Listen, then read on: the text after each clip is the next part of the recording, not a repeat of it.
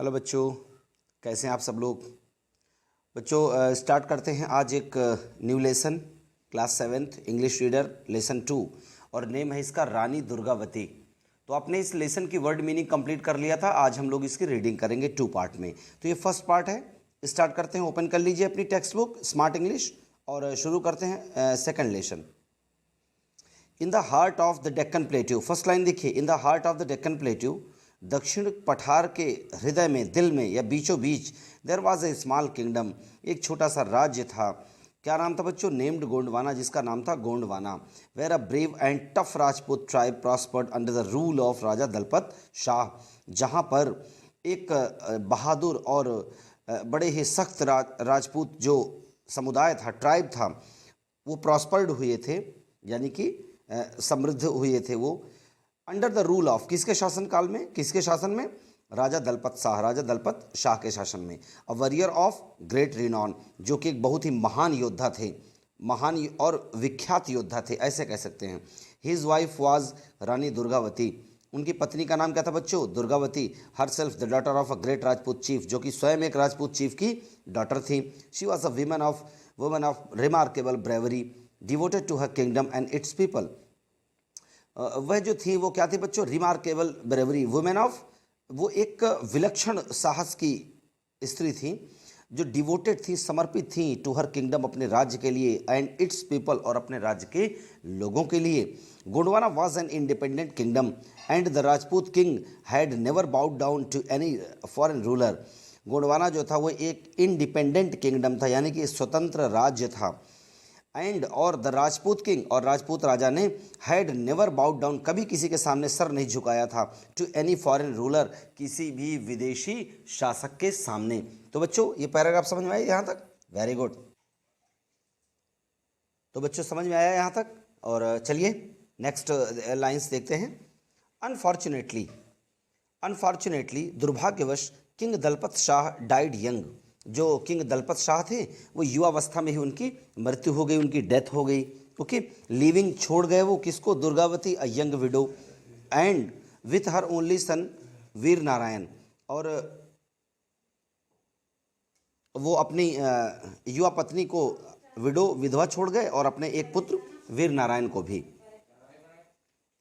For the sake of her son and state the queen did not commit sati but efficiently ruled her kingdom, और अपने पुत्र के लिए, अपने राज्य के लिए जो रानी थी वो सती नहीं हुई। बच्चों सती क्या होता था कि पहले जब पति मर जाता था तो पत्नी भी साथ में सती हो जाती थी, यानी कि चिता के साथ में जल जाती थी। तो वो सती नहीं हुई, किसके लिए? अपने पुत्र के लिए और अपने राज्य के लिए। बट इफिशिएंटली, लेकिन कुशलतापूर्वक, रूल्ड हर किंगडम, उन्होंने अपने राज्य पर शासन किया। True to the traditions of her family, और वो अपने परिवार की परंपराओं पर हमेशा खरी उतरी या सत्य रहीं। एट दैट टाइम, उसी समय, Delhi was ruled by Mughal emperor Akbar, उसी समय दिल्ली का जो शासक था, दिल्ली किसके द्वारा चलाई जा रही थी? मुगल एम्परर अकबर के द्वारा।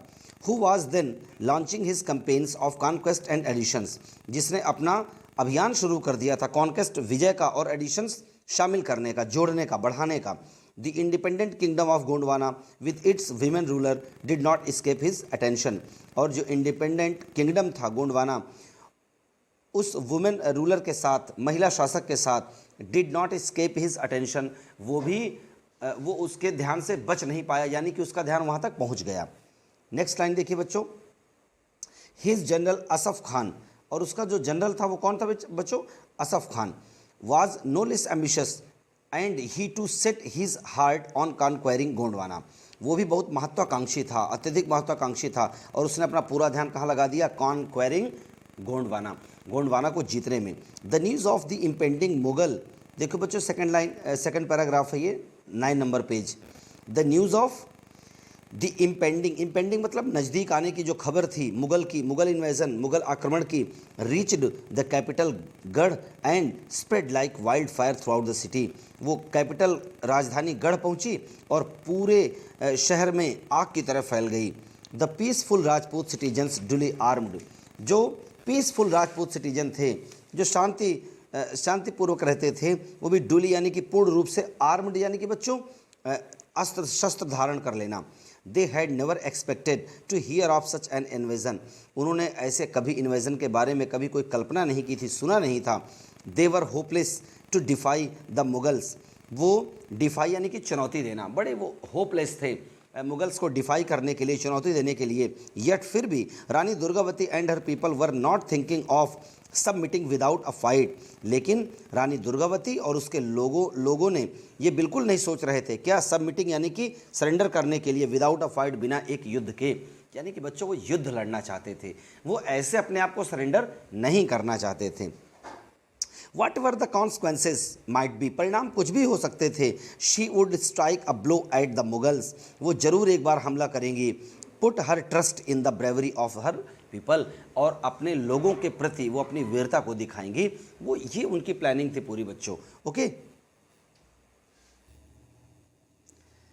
हर summons to arms rouse the courage and determination of all her subjects, यहाँ सब्जेक्ट्स का मतलब बच्चों विषय नहीं है, यहाँ सब्जेक्ट्स का मतलब प्रजा है। ओके, तो हर समन्स जो उनका रानी दुर्गावती का समन था यानी कि बुलावा था, टू आर्म्स कि सब लोग अस्त्र शस्त्र धारण करके आए, तो राउज्ड उसने क्या कर दिया, राउज कर दिया, उठा दिया द करेज एंड डिटर्मिनेशन, साहस और दृढ़ संकल्प को, ऑफ ऑल हर सब्जेक्ट, उनके सभी प्रजावासियों को।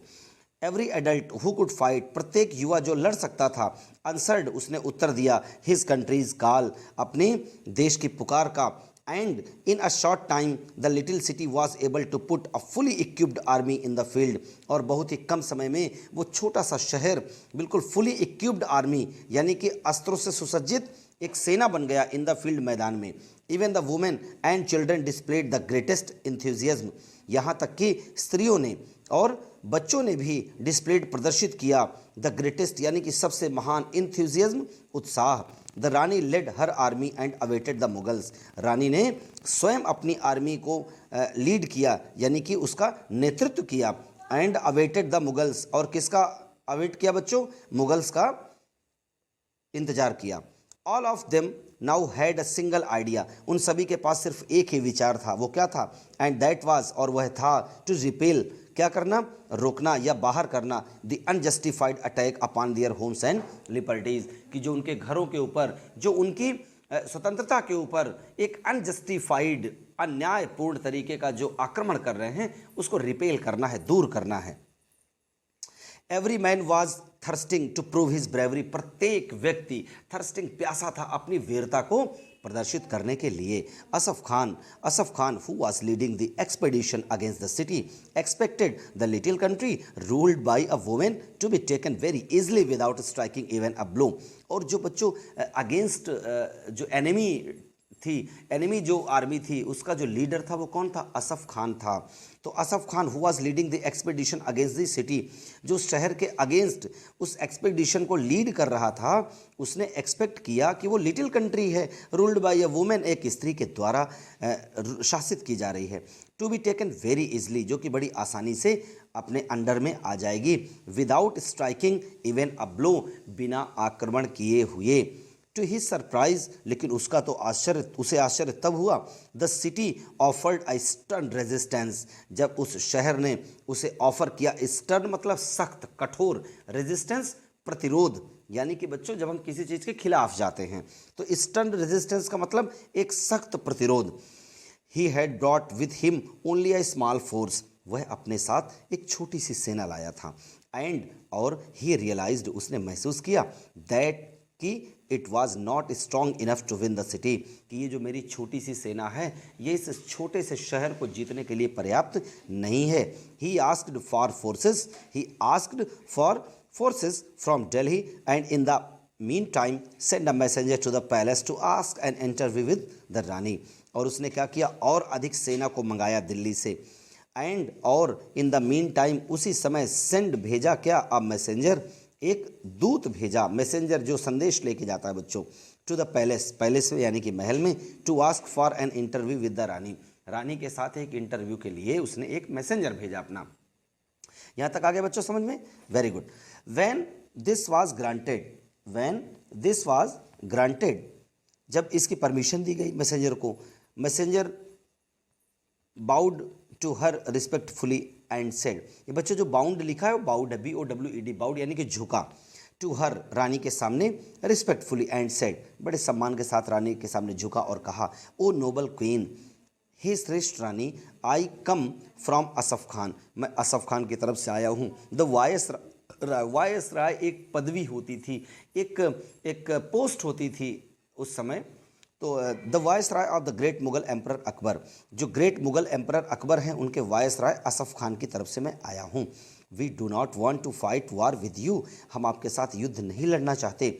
असफ खान अश्योर्स यू, असफ खान आपको विश्वास दिलाते हैं थ्रू मी, मेरे माध्यम से, दैट कि he will retire with his forces, कि वो अपनी फोर्सेस के साथ रिटायर यानी कि पीछे हट जाएंगे।